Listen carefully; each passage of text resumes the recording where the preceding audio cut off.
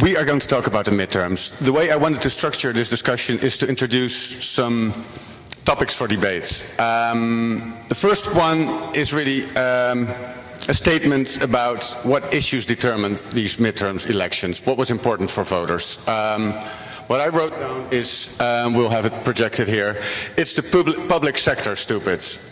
This was a story you heard, that people campaigning on healthcare, education, that this was one of the main topics for voters. Would you agree with that?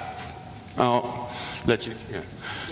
So, I think we've been traveling around the last few days having similar conversations, and to start the week, this was a lot of what I talked about.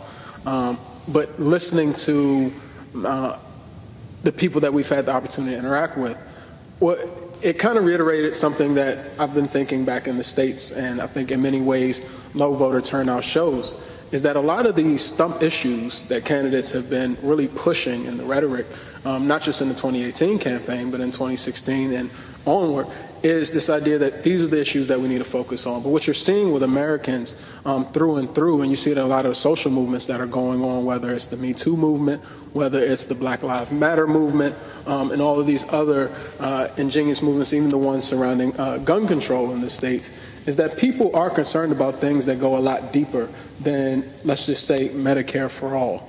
You know, at the end of the day, these are very easy for candidates to talk about because we've been talking about them for generations. Has a lot of things been fixed surrounding them? I don't think so.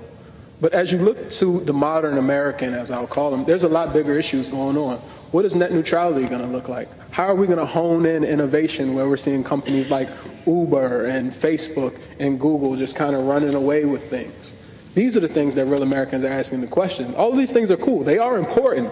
But when are we going to talk about these things that are coming up that nobody seems to want to discuss?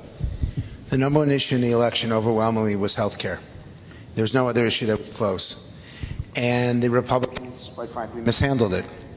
That they wanted so desperately to repeal Obamacare. When they wanted to do it, there was it was close to a majority who supported either repeal or replace and repair.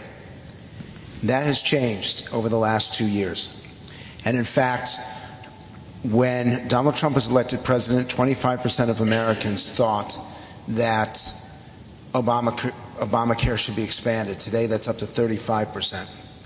That when President Trump was elected in 2016, 48% of Americans thought that Washington, that government should be the major player in delivering health care, and today it's up to 58%. That over the last 2 years, the GOP has really lost the debate on health care, and one of the reasons why is that they are seen as owning it now.